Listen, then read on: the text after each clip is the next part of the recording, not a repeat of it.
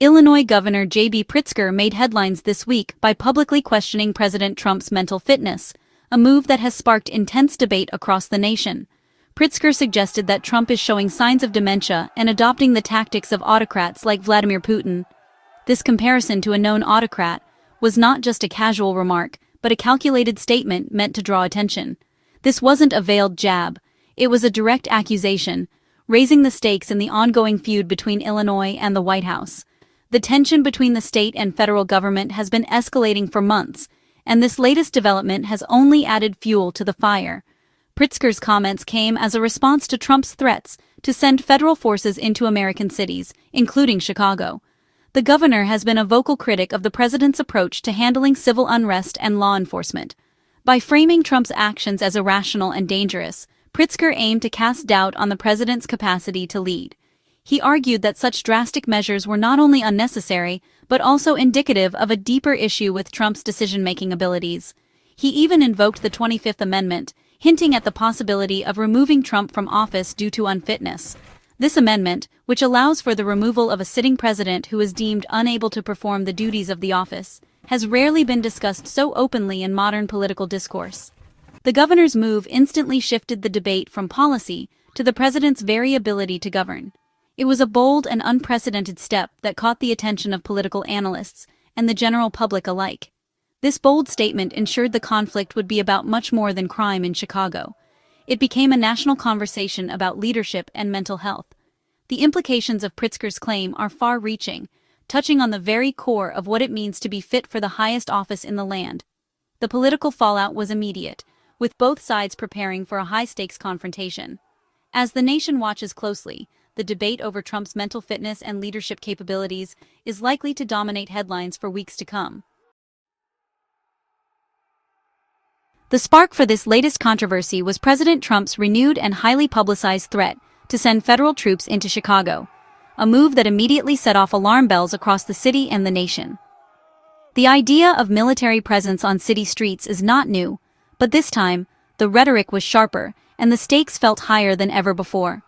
Trump cited Chicago's ongoing struggles with violent crime as justification, pointing to recent spikes in shootings and homicides as evidence that local authorities were losing control.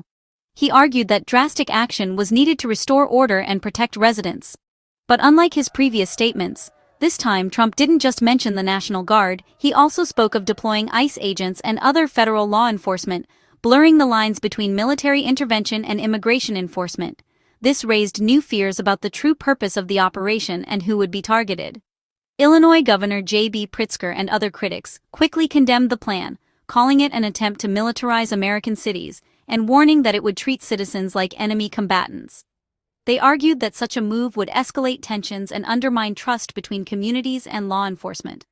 For many Chicagoans, the details of the proposed deployment remain vague and unsettling. The lack of transparency has only fueled anxiety and rampant speculation about what federal intervention would actually look like on the ground.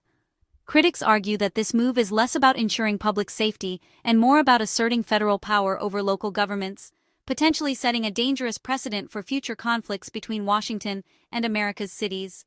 By bypassing traditional crime-fighting strategies and opting for direct federal intervention, Trump's approach challenges the authority of local officials and law enforcement, raising questions about the balance of power in a democracy.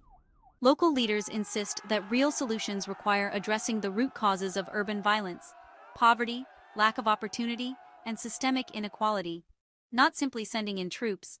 They see the federal plan as an unconstitutional overreach and a fundamental misunderstanding of what their communities truly need.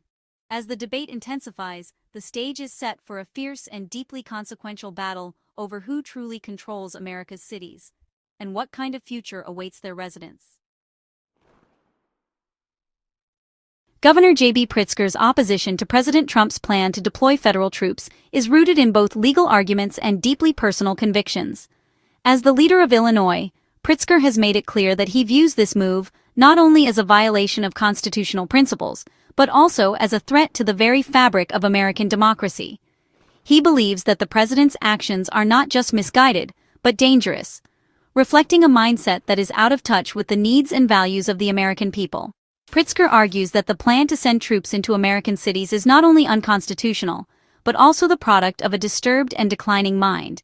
He has publicly questioned Trump's mental fitness, suggesting that the president's increasing embrace of authoritarian tactics is a sign of deeper issues. By raising concerns about Trump's judgment, Pritzker is sounding an alarm about the potential consequences of unchecked executive power. Drawing a direct comparison between Trump and Russian President Vladimir Putin, Pritzker paints a stark picture of a leader who is willing to use the military as a tool to suppress dissent and intimidate political opponents. This comparison is meant to highlight the dangers of normalizing such behavior in a democracy, and to warn Americans about the slippery slope toward authoritarianism. In response, Illinois, under Pritzker's leadership, is preparing to fight back in court. The governor has vowed to defend the rights of states and their citizens, insisting that federal overreach must be challenged at every turn. Legal teams are already mobilizing, ready to argue that the president cannot override a governor's authority without clear constitutional justification. The upcoming legal battle will center on a critical question: does the president have the power to deploy troops for law enforcement purposes without the consent of state leaders? The answer could have far-reaching implications for the balance of power between the federal government and the states. Rather than resorting to military force, Pritzker is calling for a different approach, one that focuses on investing in communities, enacting meaningful police reform, and implementing stronger gun control measures. He argues that these are the real solutions to the challenges facing American cities, not the presence of armed troops in the streets. Pritzker frames Trump's plan as a dangerous distraction, designed to shift attention away from the root causes of unrest and to stoke fear for political gain. He warns that such tactics threaten to undermine trust in government and further divide the nation at a time when unity is desperately needed. At its core, this conflict is about much more than crime or public safety. It is a battle over the soul of American democracy. The choices made now will shape the nation's future, determining whether the principles of freedom and self-government will endure. As the case moves toward the highest courts, the outcome could ultimately redefine the limits of presidential power and set a precedent for generations to come. President Trump fired back at Pritzker, dismissing him as a loser and blaming him for Chicago's crime. Rather than address the dementia accusation, Trump shifted focus to Pritzker's record, painting him as ineffective and desperate. Trump's message was simple: Chicago is out of control, and only he can fix it. By reframing the debate around public safety, Trump sidestepped questions about his own fitness. He cast Pritzker's attack as a political smokescreen, not a genuine concern. This strategy rallies Trump's base and turns criticism into a badge of strength. The personal feud now serves as a proxy for deeper national divisions.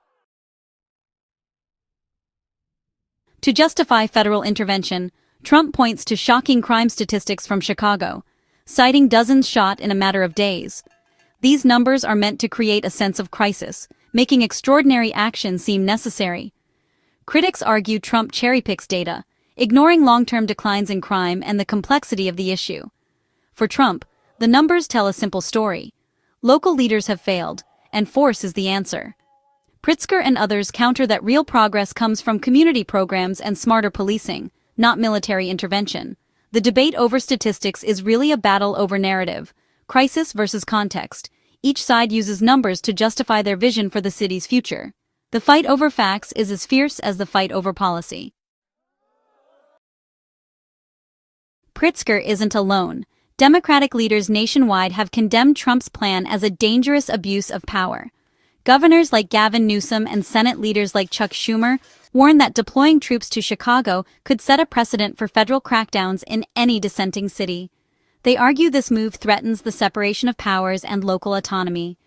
The unified Democratic Front amplifies the message: this is about defending democracy, not just Chicago.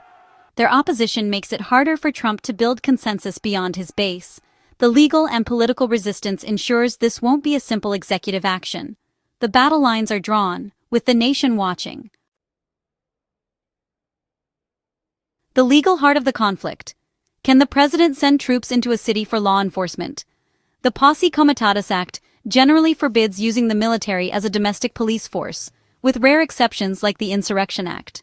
Trump hints at using the National Guard or invoking emergency powers, but legal grounds are shaky unless there's true insurrection. Pritzker vows to challenge any deployment in court, arguing Chicago's situation doesn't meet the legal threshold. The courts will decide if this is a legitimate federal response or an unconstitutional power grab. Trump's rhetoric about invasion from within is seen by critics as an attempt to justify extraordinary measures. The outcome could set a precedent for presidential authority in domestic crises. As threats and lawsuits loom, Chicago waits in uncertainty. No official troop orders have been issued, but the city is on edge, bracing for possible federal intervention. Pritzker's team is ready to seek an immediate court injunction if Trump acts. The legal battle could reach the Supreme Court, with national implications for state-federal power. Supporters hope federal action will restore order. Opponents fear escalation and loss of civil rights. The president may be using the threat as political leverage, or he may be serious. No one knows for sure. For Chicagoans, the stakes are real. Their safety and autonomy hang in the balance. The next move could reshape the relationship between cities and the federal government. The Pritzker-Trump clash has sparked a wider debate about presidential health, leadership, and the flow of information. Pritzker's dementia claim intensified scrutiny of Trump's cognitive fitness, while online platforms struggle with how to handle such sensitive topics. The public must weigh what evidence is credible and how much a leader's behavior should influence judgments about fitness for office. Both sides use bold language, dementia, loser, dictator, to rally supporters and frame the debate. The conflict reflects a polarized era where personal attacks often overshadow policy. At stake are questions about crime, presidential power, and the rights of states. The answers aren't simple, and the consequences will reach far beyond Chicago. As the story unfolds, Americans must look past the rhetoric and consider what kind of leadership and democracy they want.